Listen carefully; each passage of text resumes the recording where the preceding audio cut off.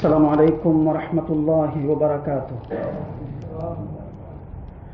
الحمد لله رب العالمين والصلاة والسلام على سيد المرسلين وعلى آله وأصحابه أجمعين ما بعد. فقد قال الله تبارك وتعالى في القرآن العظيم والفرقان المجيد بعد أعوذ بالله من الشيطان الرجيم بسم الله الرحمن الرحيم وإن من شيء إلا يسبح بحمده ولكن لا تفقهون تسبيحهم إنه كان حليما غفورا صدق الله العظيم. وقال رسول الله صلى الله عليه وسلم مثل الذي يذكر ربه والذي لا يذكر كمثل الحي والميت أو كما قال عليه الصلاة والسلام. எல்லா புகழும் அல்லாஹ் ஜல்ல ஷானுஹு வ தஆலா ஒருவனுக்கே உரித்தாவதாக. அருமை நாயகம் முஹம்மதுர் ரசூலுல்லாஹ் ஸல்லல்லாஹு அலைஹி வஸல்லம் அவர்கள் மீதும் அவர்களின் அடிச்சுவட்டை அடிப்பிரளாமல் பின்பற்றி வாழ்ந்த சஹாபாக்கள், தாபியீன்கள், தபா தாபியீன்கள், அக்தாபுகள், நல்லோர்கள் அனைவர் மீதும், குறிப்பாக நம் அனைவர் மீதும் அல்லாஹுவின் அன்பும் அருளும் என்றென்றும் நிரந்தரமாக நின்று நிலவட்டுமாக. ஆமீன்.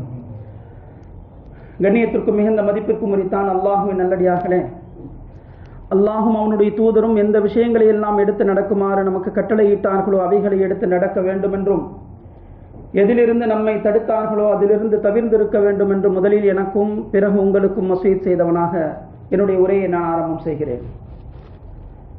எல்லாம் வல்ல அல்லாஹ் ஜல்ல ஷானுஹு தஆலா சங்கையான இந்த ஜும்ஆ தினத்திலே ஒன்று கூடியிருக்கக்கூடிய நம் அனைவரையும் அல்லாஹ் கபூல் செய்வானாக. நம்முடைய உள்ளங்களில் இருக்கக்கூடிய அனைத்து ஹலாலான ஹாஜத்துகளையும் அல்லாஹ் நிறைவேற்றி தந்தல் புரிவானாக. உள்ளங்களில் இருக்கக்கூடிய அனைத்து கவலைகளையும் அல்லாஹ் நீக்கி அருள் புரிவானாக. கண்ணியத்திற்குரிய அல்லாஹ்வின் நல்லடியார்களே, அல்லாஹுடைய மகத்தான கருணையினால் இஸ்லாமிய மாதங்களில் கண்ணியமான புனிதமான மாதங்களில் ஒரு மாதமாக இருக்கக்கூடிய சங்கையான ரஜபு மாதத்தினுடைய 2வது ஜும்மாவிலே நாம் எல்லாம் இங்கே வீற்றிருக்கிறோம். அல்ஹம்துலில்லாஹ். எல்லாம் அல்ல அல்லாஹு ஜல்ல ஷானுஹு தஆலா இந்த ரஜபிலும் அடுத்து வரக்கூடிய ஷாபானிலும் நமக்கு நிறைவான பரக்கத்துகளை செய்து சங்கையான ரமதானை அடைந்து அதனுடைய அனைத்து பரக்காத்துகளையும் அடையக்கூடிய தௌஃபீக் அல்லாஹ் தந்தல் புரிவானாக. கண்ணியத்திற்குரிய அல்லாஹுவின் நல்லடியார்களே, இந்த ரஜபுடைய மாதத்தின் கண்ணியம் எப்படிப்பட்டது என்று சொன்னால், ஒரு வகையிலே நாம் பார்த்தால் ரமதானுடைய மாதத்தின் சிறப்பு குர்ஆன் அதிலே இறக்கப்பட்டதுதான் அதற்கான பிரதான காரணம் என்று அல்லாஹ் சொல்கிறார். ஆனால் இந்த புனிதமான மாதங்களாக இருக்கக்கூடிய இந்த மாதங்களின் கண்ணியம் என்பது யௌம ஹலக்கஸ் ஸமாவாத்தி வல் அர்த், வானம் பூமிகளை படைத்த நாளிலிருந்து அல்லாஹ் குர்ஆனில் சொல்கிறான் மாதங்களின் எண்ணிக்கை 12, மின்ஹா அர்பஅத்துன் ஹுரும். அந்த 12 மாதங்களில் 4 மாதங்கள் மிக கண்ணியமான மாதங்கள். வானம் பூமியை அல்லாஹ் படைத்ததிலிருந்தே அல்லாஹ் சங்கையாக்கி இருக்கக்கூடிய மாதங்களில் ஒரு மாதம்தான் இந்த ரஜபுடைய மாதம் என்பது.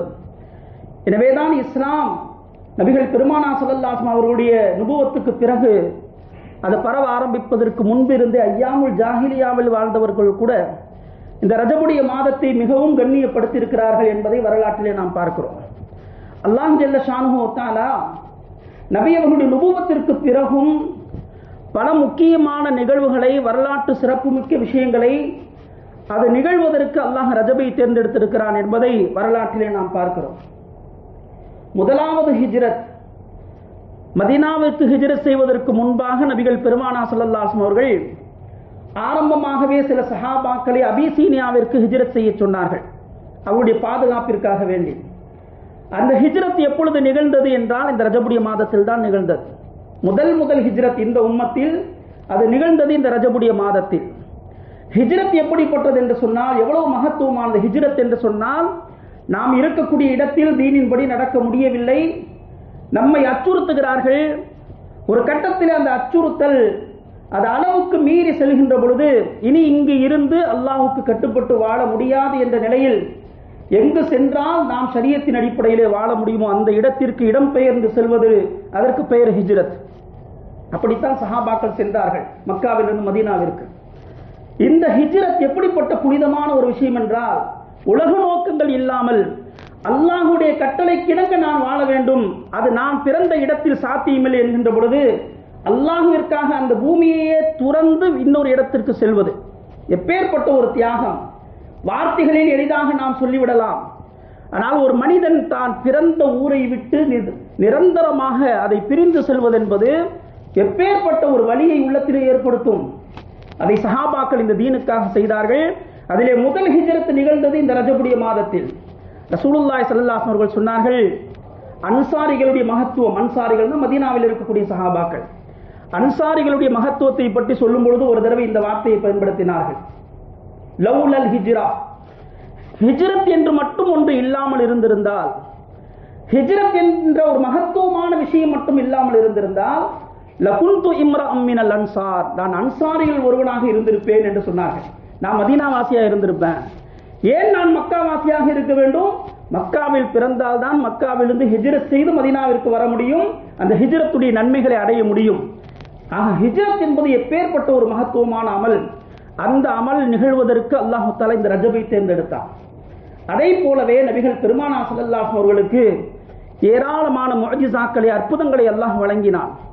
மற்ற நபிமார்களுக்கு வழங்கிய அத்துணை அற்புதங்களை விடவும் மேலான அற்புதங்களை கொடுத்தார். அதிலே எந்த நபிக்கும் கிடைக்காத ஒரு முஅஜிசா அற்புதம் தான் மிஅராஜ் என்று சொல்லக்கூடிய அற்புதம். அல்லாஹ் ரப்புல் ஆலமீன், அல்லாஹ் ரப்புல் இஸ்ஸத்தை நேரடியாக பார்த்து பேசக்கூடிய அந்த தௌஃபீக், அதை அல்லாஹ் நபிகள் பெருமானார் ஸல்லல்லாஹு அலைஹி அவர்களுக்கு மிஅராஜின் மூலமாக அந்த பாக்கியத்தை அல்லாஹ் கொடுத்தான். அந்த மிஅராஜ் நிகழ்ந்ததும் இந்த ரஜபுடைய மாதத்தில் தான், ரஜபில் தான் மிஅராஜ் நிகழ்ந்தது. கண்ணியத்துக்குரியவர், அதே போல இந்த உம்மத்திற்கு அல்லாஹ் கொடுத்த மிகப்பெரிய ஒரு நியாமத் ஸலாஹ் என்று சொல்லக்கூடிய தொழுகை. ரசூலுல்லாஹி ஸல்லல்லாஹு அலைஹி சொன்னார்கள், அஸ்ஸலாத்து கைரு மௌதூ', தொழுகை என்பது மிக மகத்தான ஒரு இபாதத். தொழுகையிலே ஈடுபடக்கூடிய ஒரு முஃமின் அல்லாஹ்வோடு பேசுகிறான் என்று சொன்னார்கள் ஸல்லல்லாஹு அலைஹி வஸல்லம். அல்லாஹ்வோடு நேரடியாக பேசுவதற்கான ஒரு வாய்ப்பு தொழுகையிலே அவனுக்கு கிடைக்கிறது. அந்த தொழுகையை பற்றித்தான் நாளை மறுமையிலே முதலாவதாக அவனிடத்திலே விசாரிக்கப்படும். இந்த மார்க்கத்தின் தூண் என்பது தொழுகைதான். ஒரு முஸ்லிமின் அடையாளம், முகவரி என்பது தொழுகைதான். ஒரு காஃபிருக்கும் முஸ்லிமுக்கும் என்ன வித்தியாசம்? ஸலாஹ், இந்த தொழுகை. இந்த தொழுகை தான் பிரித்து காட்டுகிறது இவன் முஸ்லிம், இவன் காஃபிர் என்பதை. கண்ணியத்துக்குரிய அந்த தொழுகையை அல்லாஹு தஆலா இந்த ரஜபுடைய மாதத்தில் தான் கடமையாக்கினார். உங்களுக்கு தெரியும், மிஅராஜில் வைத்து கடமையாக்கப்பட்ட இபாதத் தொழுகை. அந்த மிஅராஜில் அல்லாஹ் கொடுத்த அன்பளிப்பு தான் தொழுகை. எனவேதான் ரசூலுல்லாஹி ஸல்லல்லாஹு அலைஹி வஸல்லம் மற்ற எல்லா வணக்கங்களும் பூமியில் வைத்து கடமையாக்கப்பட்டது. ஆனால் தொழுகையை அல்லாஹ் விண்ணில் வைத்து கடமையாக்கினான். அந்த தொழுகையை சரியாக நாம் நிறைவேற்றினோம் என்று சொன்னால் அல்லாஹ் ரப்புல் இஸ்ஸத்துடைய மிகப்பெரிய நெருக்கத்தை, சமீபத்தை நம்மால் பெறக்கூடிய ஒரு அற்புதமான இபாதத் தான் தொழுகை என்பது. அந்த தொழுகையை அல்லாஹ் இந்த ரஜபில் தான் கடமையாக்கினார்.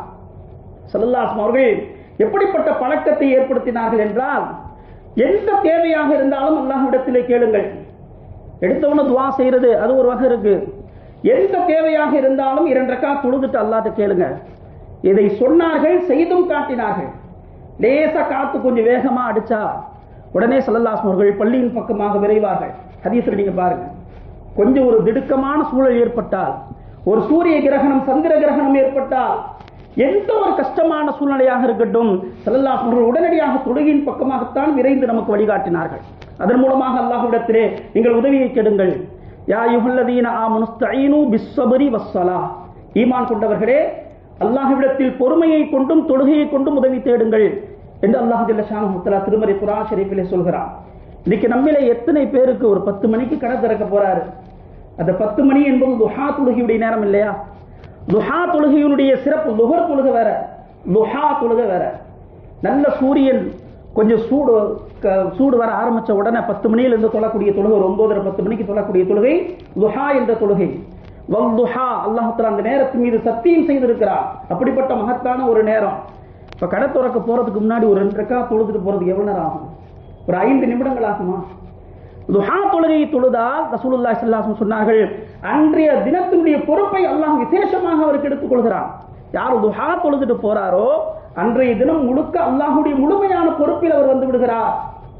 ஒவ்வொரு நாளும் காலை எழுந்த உடனே மனிதனுடைய உடலில் 300 சொச்சம் இணைப்புகள் இருக்கிறது. ஸல்லல்லாஹு சொல்றாங்க, மனிதனுடைய உடல்ல எத்தனை ஜாயிண்ட் இருக்கு? 300க்கும் மேற்பட்ட இணைப்புகள். அந்த ஒவ்வொரு இணைப்புக்கும் ஒரு சதகா செய்யணும் அப்படின்னு ஸல்லல்லாஹு சொன்னவன சஹாபாக்களுக்கெல்லாம் கவலை. அவ்வளவு எப்படி தர்மம் செய்ய முடியும் டெய்லியும்? அவங்க பணம் நினைச்சுக்கிட்டாங்க.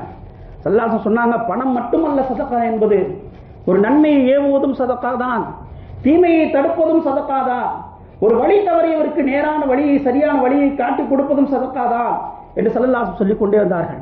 இந்த துஹா தொழுகையினுடைய சிறப்பை பற்றி சொல்லும்போது ஸல்லல்லாஹு சொன்னாங்க, யாருக்கு இது எதுவுமே முடியல, அந்த 300 சொச்சம் இணைப்புகளுக்கு அல்லாஹ்க்கு நன்றி செலுத்தணும்னு நீங்க நினைச்சீங்கன்னா இந்த துஹாவுடைய தொழுகையை தொழுங்கள். அது அந்த 300 சொச்சம் இணைப்புகளுக்கு அது ஆரோக்கியமாக இயங்குவதற்கு அல்லாஹ்வுக்கு நன்றி செலுத்துவதற்கு ஈடாக ஆகிவிடும் என்று ரசூலுல்லாஹி ஸல்லல்லாஹு அலைஹி வஸல்லம் சொன்னார்கள். கண்ணியத்துக்குரியவர்களே, இன்றைக்கு மாற்று மதத்தை சார்ந்தவர்கள், அல்லாஹ்வை ஏற்காதவர்கள், அவர்களுடைய மத சடங்குகளை எப்படி பின்பற்றுகிறார்கள்? ஒரு கடையை திறக்கிறதுக்கு முன்னாடி அவங்களுக்குன்னு ஒரு ரூல்ஸ் வச்சிருக்கிறாங்க. இது எது செய்யணும், ஒரு எலுமிச்சம்பழத்தையாவது அறுக்கணும், ஒரு தேங்காவை உடைக்கணும், ஏதாவது ஒரு வழிமுறையை வைத்து அதை எவ்வளவு சரியாக அவர்கள் பின்பற்றுகிறார்கள்.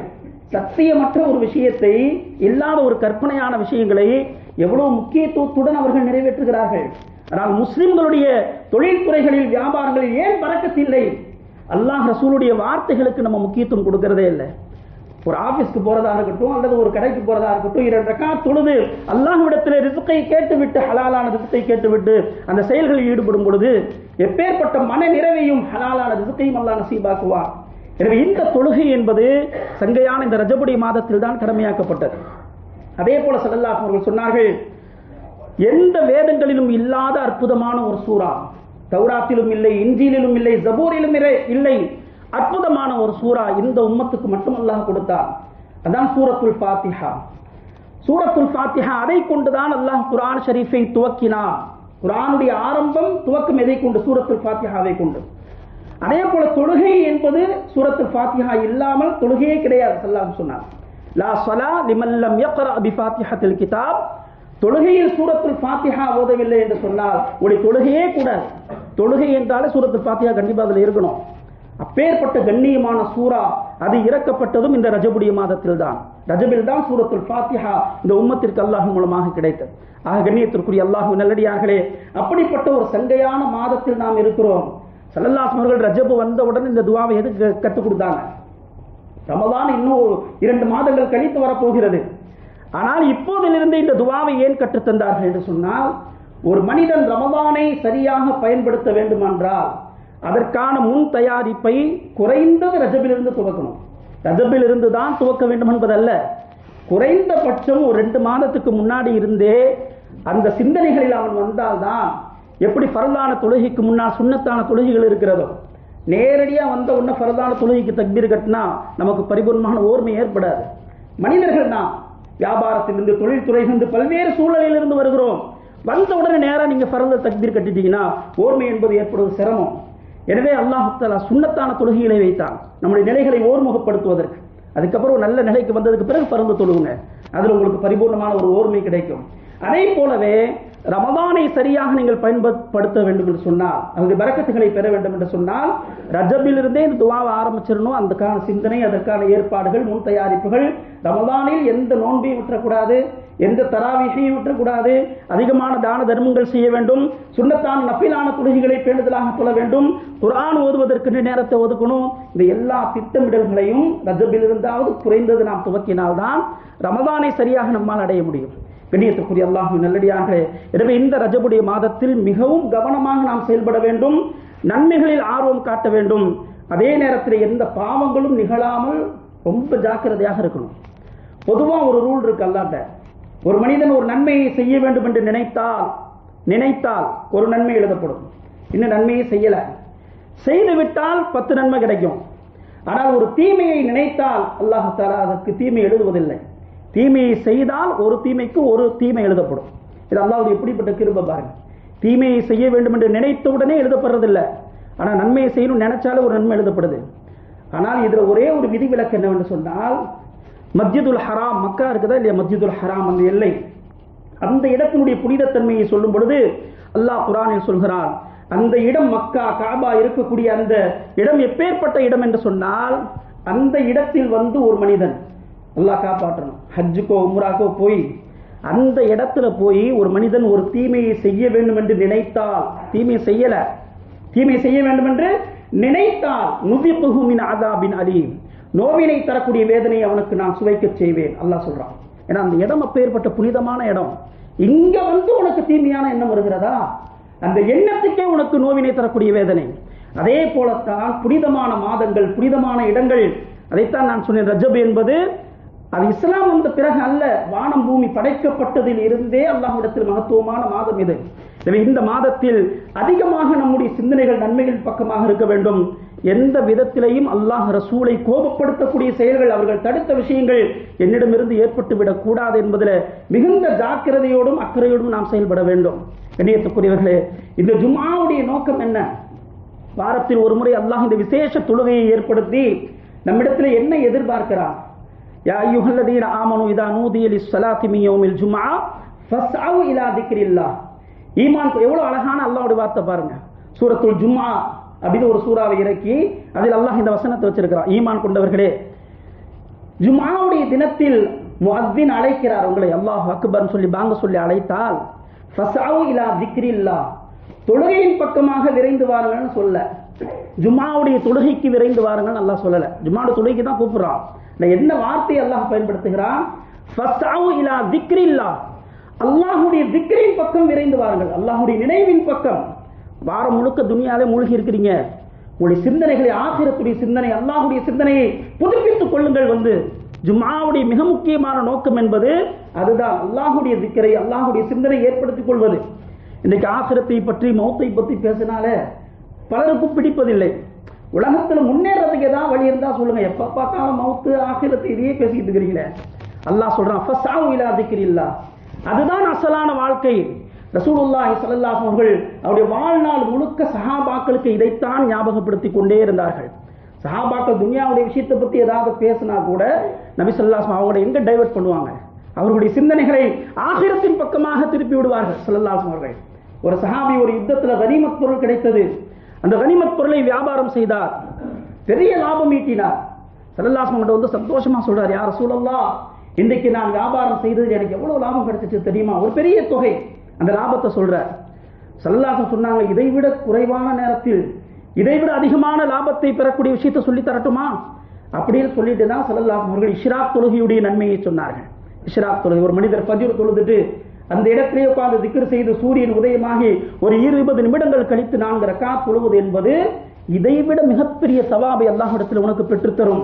இப்ப சஹாபாக்கள் ஆகிரத்துடைய சிந்தனை இல்லாமல் இல்லை. துன்யா சம்பந்தப்பட்ட ஒரு விஷயத்தை சொன்னா கூட ஸல்லல்லாஹு அலைஹி உடனடியாக அவருடைய சிந்தனையை ஆகிரத்தை நோக்கி ஏற்படுத்தினார்கள். கண்ணியத்துக்குரிய அல்லாஹ் நல்லடியார்களே, எனவே நாம் இந்த ரஜபுடைய மாதத்தில் அதிகமாக நம்முடைய முடிவில்லாத வாழ்க்கை, ஆகிரத்துடைய வாழ்க்கை, அந்த சிந்தனையை நாம் ஏற்படுத்திக் கொள்ள வேண்டும். அபூ தர்தா ரலியல்லாஹு தஆலா அன்ஹு ஒரு அற்புதமான சஹாபி, திமிஷ்கிலே இருந்தார்கள். அவருடைய காலத்தில் வாழ்ந்த ஒரு சிலர் பெரிய பெரிய கட்டிடங்கள் கட்டுறது, துனியாவோட விஷயத்தில் கொஞ்சம் அதிகமாக ஈடுபடுறதை பார்த்தாங்க. நம்ம அளவுக்குலாம் இல்லை, ரொம்ப குறைவு தான். அவர்களுடைய பார்வையில் அது அதிகமாக தெரிந்தது. அந்த சஹாபி சொன்னார்கள், என் அருமை நண்பர்களே, நீங்கள் உண்ணாதவற்றை சம்பாதிக்கின்றீர்கள். அவங்க சொன்ன வார்த்தை, நீங்க அதை சாப்பிட போறதே இல்லை, ஆனா அதிகமா சம்பாதிக்கிறீங்க. நீங்கள் வசிக்காதவற்றை கட்டுகிறீர்கள். நிறைய பெரிய பெரிய பில்டிங் கட்டுறீங்க, அங்க நீங்க வசிக்க போறீங்களா? நீங்க வசிக்கிறதே இல்லை, ஆனா அதுக்காக இவ்வளவு முயற்சிகள் எடுக்கிறீங்க. கோடி கோடியாக லட்சம் லட்சமாக சம்பாதிக்கிறீர்கள். நீங்கள் சாப்பிட்டு அனுபவிக்க போவது எவ்வளவு? எத்தனையோ அரசியல்வாதிகள், பெரும் பெரும் உலக பணக்காரர்கள் பல கோடிகளை விட்டுட்டு போயிட்டாங்க. அவங்க சம்பாதிச்சு அதை சாப்பிட்டார்களா? பெரும் பெரும் கட்டிடங்களை விட்டு விட்டு சென்றார்கள், வசித்தார்களா? இல்லை. அபூ தர்தா ரலியல்லாஹு சொல்றாங்க, அல்லாஹ் தஆலா அவனா கொடுக்குறான் பெரிய விஷயம், நீங்களே அதே லட்சியமாக வைத்து வாழாதீர்கள். அதிகமா பணம் சம்பாதிக்கணும், அதிகமான கட்டிடங்களை கட்டணும், இதுவே உங்களுடைய லட்சியமாக இருக்க வேண்டாம். நம்முடைய லட்சியம் என்பது ஆகிரத்து தான். இன்றைக்கும் பல ஊர்களில் முஸ்லிம்கள் மிகுதியாக வாழக்கூடிய ஊர்கள், பெயர்கள் நான் சொல்ல வேண்டிய அவசியம் இல்லை, பெரும் பெரும் மாளிகைகள் கட்டப்பட்டிருக்கும், பெரிய பெரிய வீடுகள். ஆனா எல்லாம் வெளிநாட்டில் இருக்கிறாங்க. எல்லாம் எங்க இருக்கிறாங்க? வெளிநாட்டில் இருக்கிறார்கள். வருடத்திற்கு ஒரு முறை வந்து தங்குவார்கள். அப்புறம் பார்த்தா வருடம் முழுக்க மூடி இருந்தா ஜின்னு ஷைத்தான்களுடைய விஷயங்கள் ஏற்பட்டு அதை சரி பண்றது கேரளாவுக்கு போறாங்க ஓதி பார்க்க. பெரிய பெரிய கட்டிடங்களை கட்டி வச்சுட்டு அதை பயன்படுத்தாம அங்க கெட்ட ஜின் ஷைத்தான்கள் குடிக்கொண்டு அங்க வந்து வசிச்சு அந்த ஜின்னு ஷைத்தானுடைய தீண்டுதல் ஏற்பட்டு அதை சரி செய்யறதுக்கு அங்க ஓத போறேன், இங்க ஓத போறேன். கண்ணியத்திற்குரியவர்களே, இதுவல்ல நம்முடைய லட்சியம் என்பது. அபூ தர்தா ரலியல்லாஹு அவங்க சொன்னார்கள், தேவைக்கு கட்டுங்க, தேவைக்கு நீங்கள் உங்களுடைய தேவைக்கு உங்கள் சந்ததிகளுக்கு அல்லாஹ் உங்களுக்கு கொடுத்தா, சிரமப்படாமல் அல்லாஹ் கொடுத்தா அல்ஹம்துலில்லாஹ் சம்பாதிங்க. அதையே லட்சியமாக வைத்து வாழாதீர்கள். ஆகிரத்து தான் உங்களுடைய லட்சியம். ரசூலுல்லாஹி ஸல்லல்லாஹு அலைஹி வஸல்லம் இந்த சிந்தனையைத்தான் சஹாபாக்களுக்கு ஏற்படுத்தி கொண்டே இருந்தார்கள். ஒரு தடவை பரா இப்னு ஆசிப் ரலியல்லாஹு அன்ஹு சொல்றாங்க, ரசூலுல்லாஹி ஸல்லல்லாஹு அலைஹி வஸல்லம் ஒரு ஜனாசாவை அடக்கினார்கள். அடக்கி முடிச்சிட்டு அந்த கபருக்கிட்டே உட்கார்ந்து அழுதுகிட்டே இருக்கிறாங்க ஸல்லல்லாஹு அலைஹி வஸல்லம். தலையை கீழே தாழ்த்தியவர்களாக அழுது கொண்டே இருந்தார்கள். நீண்ட நேரம் அழுகிறார்கள். ரொம்ப நேரம் அழுதுட்டு தலையை உயர்த்தி சஹாபாக்களை பார்த்து சொன்னார்கள், லிமித்லி ஹாதா ஐது யா ஸஹாபி, இந்த கபருக்காக வேண்டி சரியான தயாரிப்பு செஞ்சுக்கங்க. இந்த கபர் இவர் இன்னைக்கு அடக்கப்பட்டுட்டாரு, எல்லோரும் ஒரு நாள் தஃபன் செய்யப்பட போறோம். இந்த கபருடைய வாழ்க்கைக்காக, இதற்கு பிறகு இருக்கக்கூடிய வாழ்க்கைக்காக சரியான தயாரிப்பு செய்து கொள்ளுங்கள் என்று ரசூலுல்லாஹி ஸல்லல்லாஹு அலைஹி வஸல்லம் சொன்னார்கள்.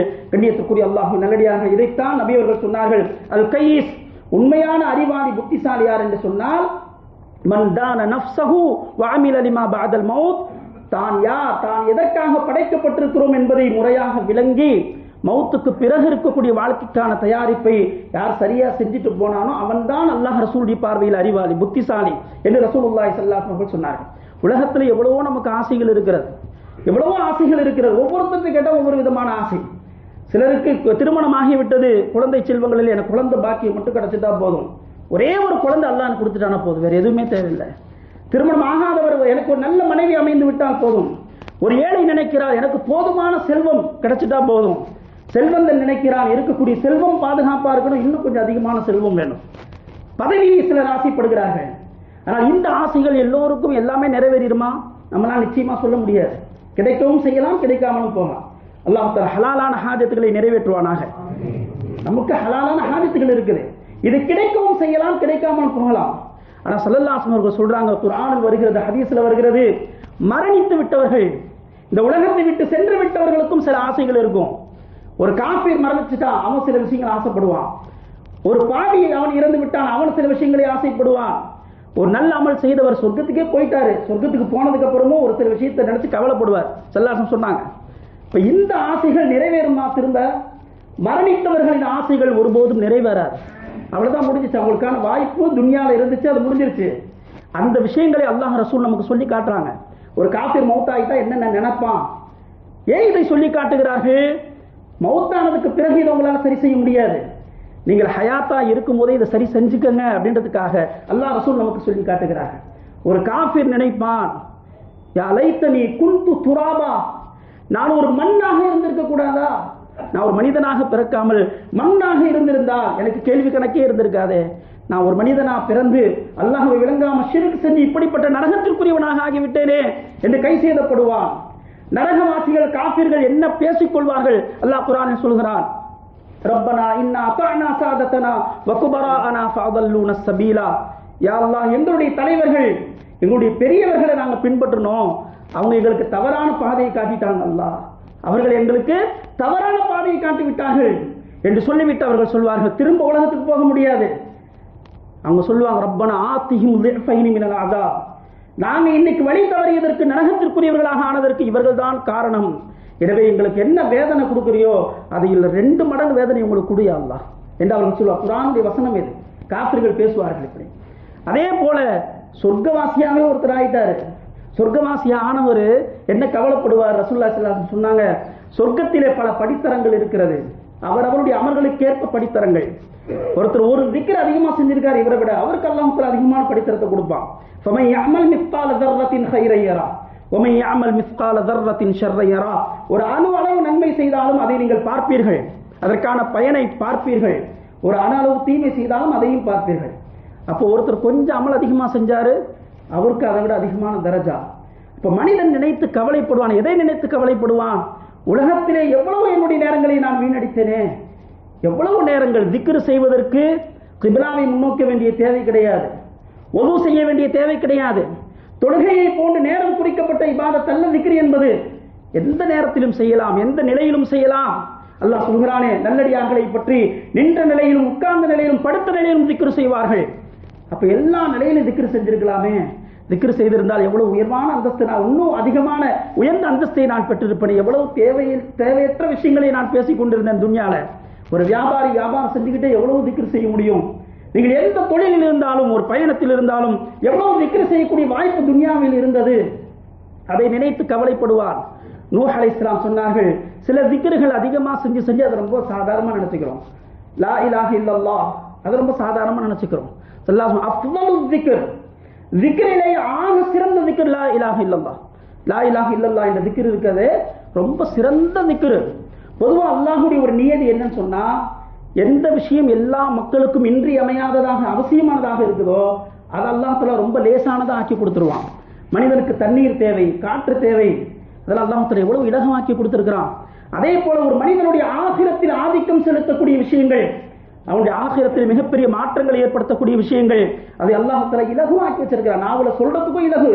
அந்த திக்ரை அல்லாஹ் தஆலா ஒரு காஃபிர் கூட முஸ்லிம்களை பற்றி பேசும்போது லா இலாஹ இல்லல்லாஹ் அப்படின்னு சொல்லுவான். ரொம்ப லேசா அந்த வார்த்தையை உச்சரிக்க முடியும். சுப்ஹானல்லாஹ், நூஹ் அலைஹிஸ்ஸலாம் சொன்னார்கள், சுப்ஹானல்லாஹ் என்ற இந்த திக்ரு தான் உலகத்தில் உள்ள எல்லா படைப்புகளின் இபாதத் இதுதான். எல்லா படைப்புகளுடைய திக்ரும் இதுதான். இந்த சுப்ஹானல்லாஹ்வை கொண்டுதான் எல்லா படைப்புகளுக்கும் ரிஸ்க் வழங்கப்படுகிறது. எல்லாம் அல்லாஹ், நான் ஆரம்பத்தில் ஓதி காட்டிய வசனம், வஇன் மின் ஷைஇன் இல்லா யுஸப்பிஹு பிஹம்திஹி, உலகத்தில் உள்ள எல்லா வஸ்துக்களும் அல்லாஹ்வை துதிக்கிற, தஸ்பீஹ் செய்கிறது, சுப்ஹானல்லாஹ் என்று சொல்கிறது, அல்லாஹ்வை பரிசுத்தப்படுத்துகிறது. இந்த சுப்ஹானல்லாஹ்வுடைய மகத்துவம் அப்பேற்பட்ட ஒரு மகத்துவம். இதுதான் எல்லா படைப்புடைய இபாதத், zikr, ரிஸ்க் கிடைப்பதற்கு காரணம். எனவேதான் நபிமார்கள் இக்கட்டான தருணத்தில் இந்த வார்த்தையை பயன்படுத்தி தான் துஆ செய்தார்கள். லா இலாஹ இல்லா அன்த சுப்ஹானக இன்னி குன்து மினல் ஸாலிமீன். யூனுஸ் அலைஹிஸ்ஸலாம் துஆ செய்தார்களா இல்லையா?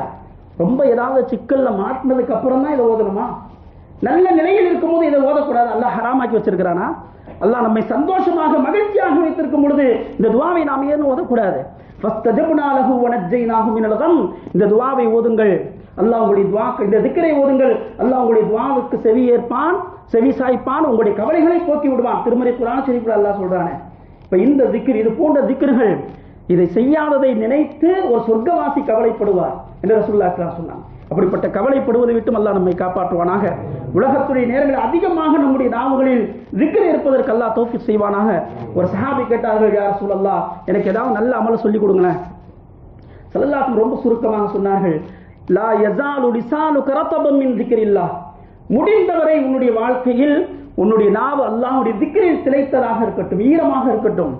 எவ்வளவு முடியுமோ அதிகமாக அல்லாஹ்வை துதித்துக் கொண்டே திக்ர் செய்து கொண்டே இரு என்று அந்த சஹாபிக்கு ரசூலுல்லாஹி ஸல்லல்லாஹு அலைஹி வஸல்லம் சொன்னார்கள். எனவே கண்ணியத்துக்கு இந்த திக்ர் செய்யாததை பற்றி கவலைப்படுவான். அதே போல ஒரு கபரை கடந்து சென்றார்கள் ரசூலுல்லாஹி ஸல்லல்லாஹு அலைஹி வஸல்லம். கபரை கடந்து செல்லும் பொழுது அந்த கபரை சுட்டி காட்டி சொன்னார்கள், இந்த கபரில் இருக்கக்கூடிய மனிதருக்கு ஒரு கால் அல்லாஹ் ஒரு வாய்ப்பை கொடுக்குறான், உலகத்துக்கு வந்துட்டு போலாம் அப்படின்னு. அப்படின்னா அவர் என்ன வாய்ப்பை கேட்பாரு அப்படின்னு சொல்லிட்டு ஸல்லல்லாஹு சொன்னாங்க, மனைவியை பார்க்கணும், பிள்ளைகளை பார்க்கணும், இல்லை என்னோட தொழில் துறைகள் ஒரு சைட் நடந்துகிட்டு இருந்துச்சு, அதை போய் ஒரு தடவை பார்த்துட்டு வந்துடு, அதெல்லாம் சொல்ல மாட்டார். அவர் என்ன கேட்பார் தெரியுமா? 2 ரக்காத் தொழுவதற்கு வாய்ப்பு கொடு அல்லாஹ், எனக்கு 2 ரக்காத் தொழுவதற்கான வாய்ப்பை கொடு என்றுதான் கேட்பார். அந்த 2 ரக்காத்துடைய கண்ணியம், மகத்துவம் மௌத்துக்கு பிறகு உடனடியாக தெரிஞ்சிடும்.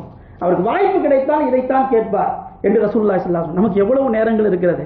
பள்ளிவாசலுக்கு தொழுகைக்கு வந்துட்டு வெளியே நின்றே அவ்வளோ நேரம் நம்ம பேசுகிறோம். தொழுகையை முடித்து விட்டு கீழே போய் நின்று 10 நிமிஷம் 1/4 மணி நேரம் பேசுகிறோம். ஆனால் 2 ரக்காத் இங்கே தொழுவ நம்மளை ஷைத்தான் விட மாட்டான். நம்ம இன்னும் அந்த அளவுக்கு நம்முடைய மனதை பக்குவப்படுத்தவில்லை.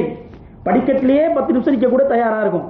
ஆனால் அந்த 10 நிமிஷம் நம்ம கொஞ்சம் இபாதத் செஞ்சுட்டு எல்லாம் இறங்கணும்னா டக்குன்னு இறங்கி போயிடலாமே, ஷைத்தான் நம்மளோட விட மாட்டான். படிக்கட்டிலே நிற்கிறேன், மேலே இருந்து கீழே போகிற வரைக்கும் 10 நிமிஷம் ஆகுது நமக்கு தெரிஞ்சாலும் படிக்கட்டில் நிற்க தயார். ஆனால் உள்ள பள்ளியிலிருந்து ராகத்தா ஏசியிலிருந்து 2 ரக்காத் தொழுகிறதுக்கு நமக்கு மௌத்துக்கு பிறகு அந்த 2 ரக்காத்துடைய மதிப்பு தெரிந்துவிடும். மனிதன் அதைத்தான் ஆசைப்படுவான்.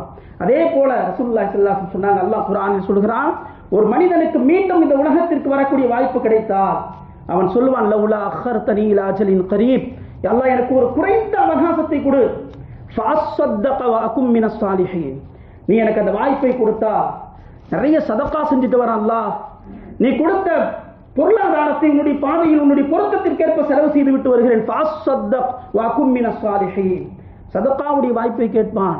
ரசூலுல்லாஹி ஸல்லல்லாஹு அலைஹி வஸல்லம் உலகத்தில் எத்தனை அற்புதமான ஹதீஸ்கள் சதகாவை பற்றி. அல்லாஹ் உங்களுக்கு கொடுத்ததிலிருந்து நீங்கள் கொடுங்கள். எங்கெல்லாம் அல்லாஹ் தஆலா செலவு செய்ய சொல்றானோ அந்த இடத்துல எல்லாம் மறக்காமல் இந்த வார்த்தையை அல்லாஹ் பயன்படுத்துகிறான். யாருடைய உள்ளத்திலும் நான் சம்பாதித்தது என்ற எண்ணம் வந்துடக்கூடாது. அன்ஃபிகு மிம்மா ரஸக்னாக்கும், அன்ஃபிகு செலவு செய்யுங்கள். எதிலிருந்து? மிம்மா ரஸக்னாக்கும், நாம் உங்களுக்கு வழங்கியதிலிருந்து. எதை கொண்டு வந்தீர்கள் உலகத்துக்கு வரும் பொழுது? உங்களுடைய தகப்பனாருடைய சொத்தை அவருக்கு யார் கொடுத்தா? நான் கொடுத்தது, நான் ரிஸ்காக கொடுத்தது, அதிலிருந்து செலவு செய்யுங்கள். இந்த பாக்கியத்தை தான் மனிதன் கெடுப்பான். அஸ்ஸதகத்து தருத்துல் பலா, ஏதாவது தீங்கு ஏற்படுதா அதிலிருந்து உங்களை தடுக்கும் சதகா. கெட்ட மரணத்தை விட்டு உங்களை தடுக்கும். அந்த சதக்கா செய்யக்கூடிய பழக்கத்தை உங்களுடைய பிள்ளைகளுக்கு சிறு வயதிலிருந்தே ஏற்படுத்தி கொடுங்கள். அல்லாஹ் கொடுத்ததிலிருந்து நாம் கொடுத்தால் அல்லாஹ் மென்மேலும் நமக்கு கொடுப்பான் என்ன அந்த உயர்ந்த சிந்தனையை ஏற்படுத்துங்கள். குர்ஆனுடைய ஒரு வசனம் ரொம்ப அற்புதமா அல்லாஹ் சொல்றான், ஒமன் குதிர அலைஹி ரிஸ்கு, யாருக்காவது ரிஸ்கில் நெருக்கடி ஏற்பட்டால், அல்லாஹ்வுடைய வார்த்தை பாருங்க, யாருக்காவது ரிஸ்க் ரொம்ப நெருக்கடியா இருக்கு, கஷ்டமா இருக்கு, அவர் என்ன செய்யணும்?